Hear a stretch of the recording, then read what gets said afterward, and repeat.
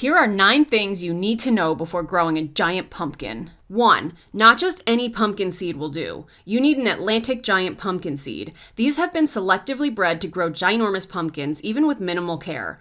You can buy them from some seed suppliers, but I recommend going a step further. Join a local giant pumpkin club or get seeds from an experienced grower who knows the seed's exact pedigree.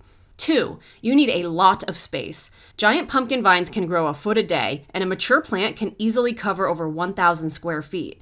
At a minimum, plan for at least 150 square feet, about 10 feet by 15 feet. This is not something you can just tuck into a raised bed. 3. You need good soil. You can't just grow your giant pumpkin over grass and hope for the best. Start by doing a soil test in the spring. Fix any nutrient deficiencies and get the balance right before planting. These pumpkins are heavy feeders, and if your soil isn't dialed in, your pumpkin will never reach its potential. 4. Water equals weight. Giant pumpkins can grow over 50 pounds a day, and about 90% of that is water. I water my plants 1 to 2 times a day to keep the soil consistently moist, and some growers use over 100 gallons per plant per day. 5. Pruning keeps the plants under control. If you're serious about growing a huge pumpkin, you have to prune. I train my vines in a Christmas tree pattern. The main vine runs straight down the patch. The secondary vines come off the main and are trained perpendicular.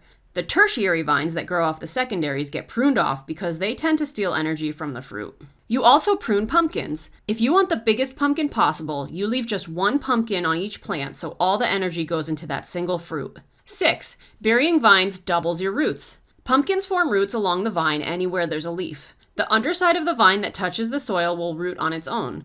If you bury the vines with soil, the plant will form additional roots on top that curl down into the ground.